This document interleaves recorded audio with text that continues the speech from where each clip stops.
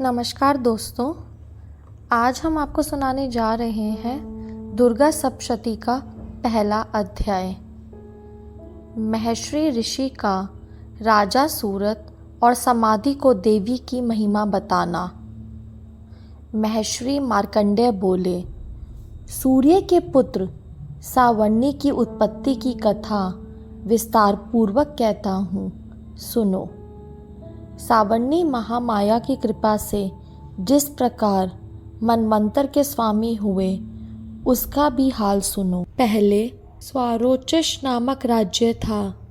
वह प्रजा को अपने पुत्र के समान मानते थे, तो भी कोला विध्वंसी राजा उनके शत्रु बन गए।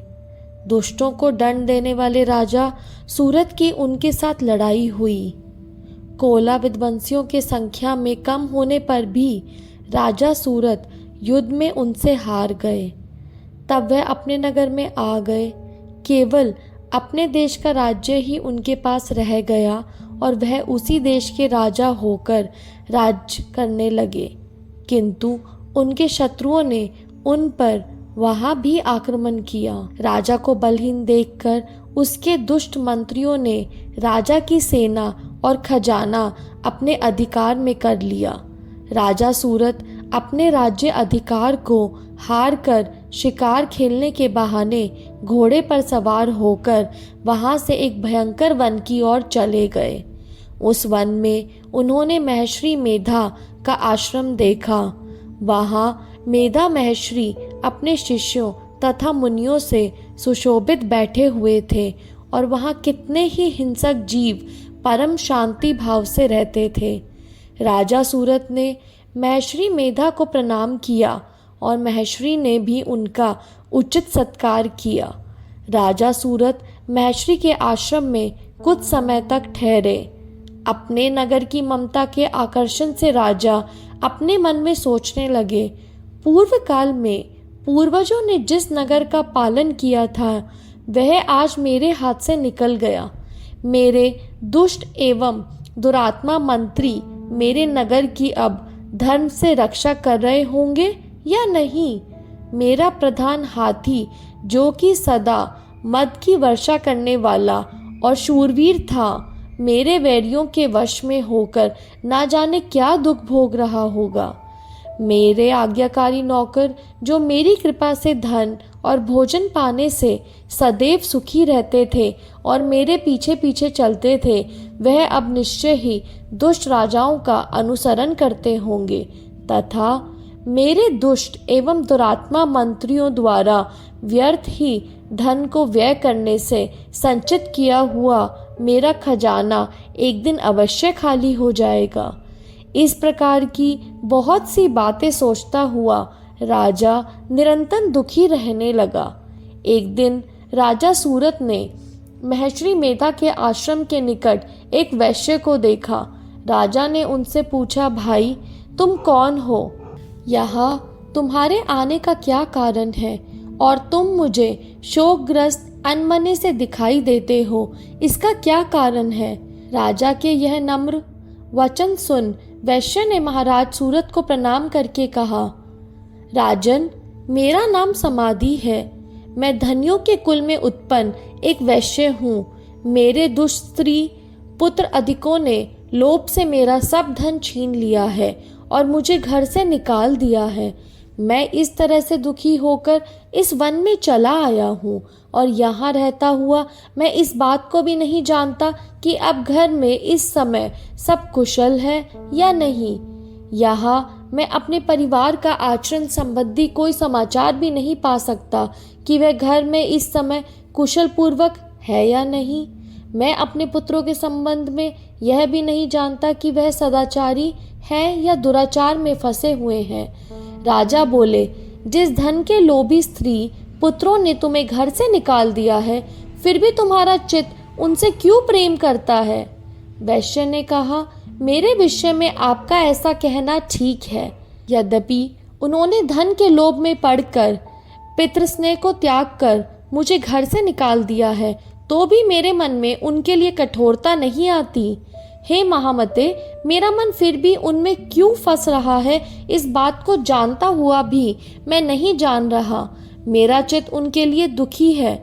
मैं उनके लिए लंबी लंबी सांसें ले रहा हूँ। उन लोगों में प्रेम नहीं है, फिर भी ऐसे लोगों के लिए मेरा हृदय कठोर नहीं होता।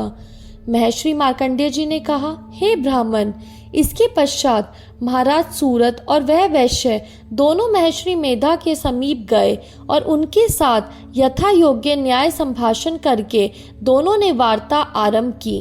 राजा बोले, हे भगवान, मैं आपसे एक बात पूछना चाहता हूँ, सो आप कृपा करके मुझे बताइए। मेरा मन अधीन नहीं है, इसमें मैं बहुत दुखी हूँ। राज्य धनादिक की चिंता अभी तक मुझ में बनी हुई है और मेरी यही ममता अज्ञानियों की तरह बढ़ती ही जा रही है। और यह समाधि नामक वैश्य भी अपने घर से अपमानित होकर आया है।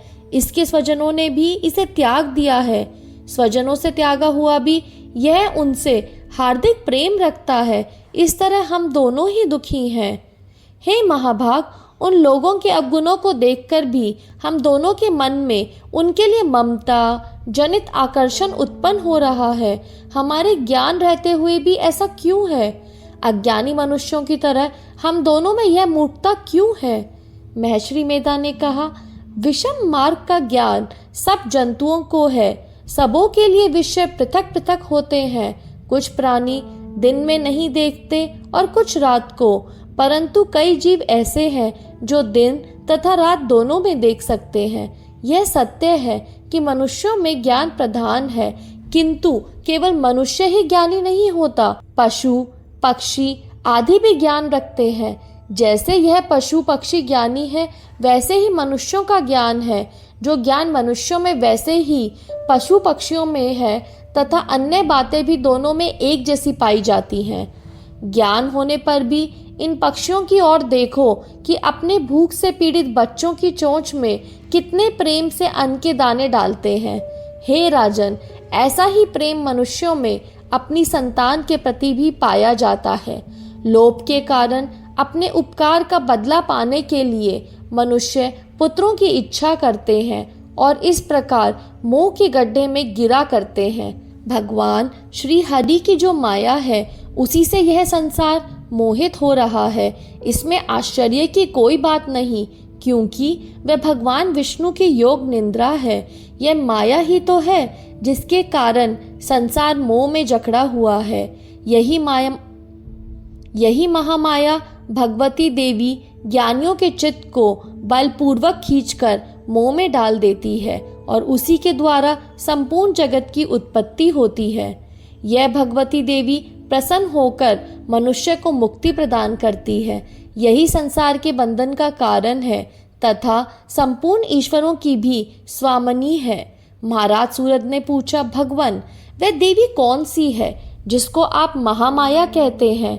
हे ब्राह्मण, वह कैसे उत्पन्न हुई? उसका कार्य क्या है? उसके चरित्र कौन कौन से हैं?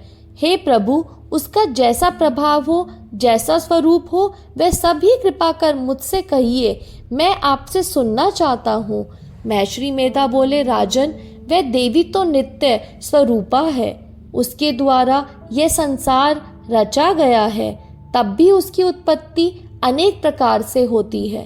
वह सब आप मुझसे सुनो। वह देवताओं का कार्य सिद्ध करने के लिए प्रकट होती है। उस समय वह उत्पन्न हुई कहलाती है। संसार को जल में करके जब भगवान विष्णु योग निद्रा का आश्चर्य लेकर शेष शैया पर सो रहे थे, तब मधु कैटभ नाम के 2 असुर उनके कानों के मैल से प्रकट हुए। वह श्री ब्रह्मा जी को मारने के लिए तैयार हो गए। श्री ब्रह्मा जी ने जब उन दोनों को अपनी ओर आते देखा और यह भी देखा कि भगवान विष्णु योग निद्रा का आश्चर्य लेकर सो रहे हैं, तो वह उस समय श्री भगवान को जागने के लिए उनके नेत्रों में निवास करने वाली योग निद्रा की स्तुति करने लगे। श्री ब्रह्मा जी ने कहा, हे देवी, तुम ही स्वाहा, तुम ही स्वधा और तुम ही वशटकार हो। स्वर भी तुम्हारा ही स्वरूप है। तुम ही जीवन देने वाली सुधा हो।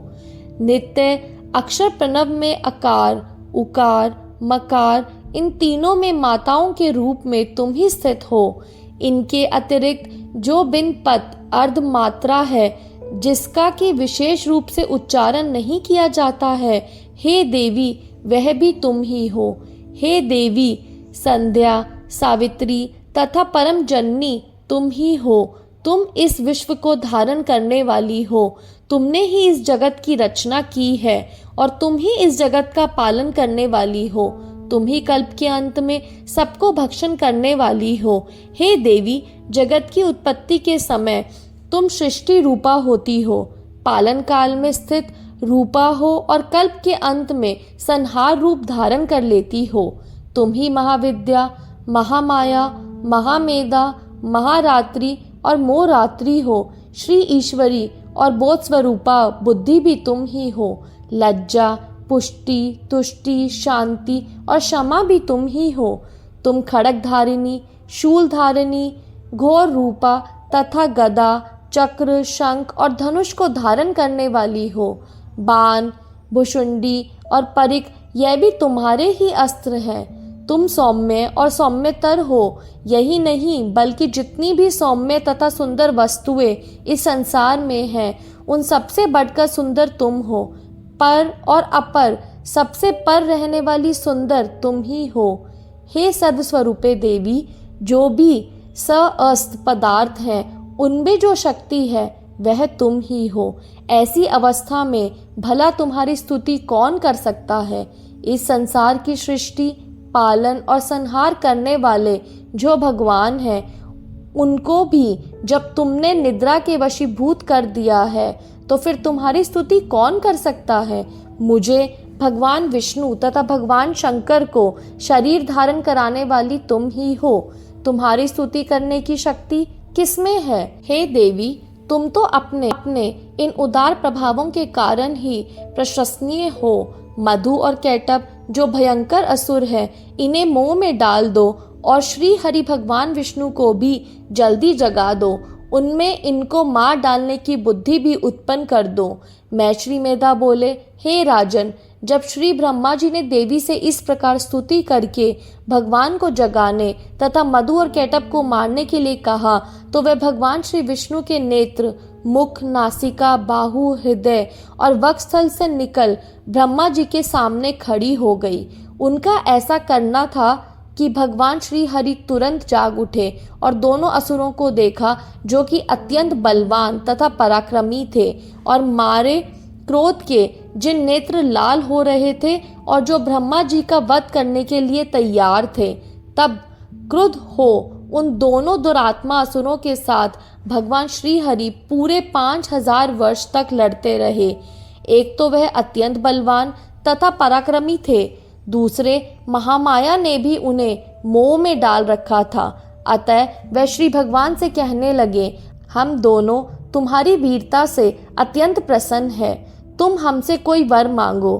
भगवान ने कहा, यदि तुम मुझ पर प्रसन्न हो तो अब तुम मेरे हाथों से मर जाओ।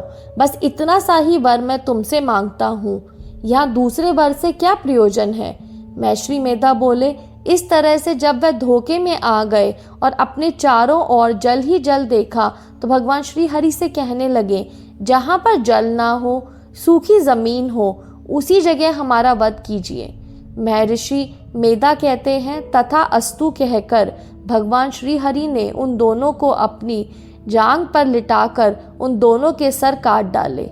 इस तरह से यह देवी श्री ब्रह्मा जी की स्तुति करने पर प्रकट हुई थी।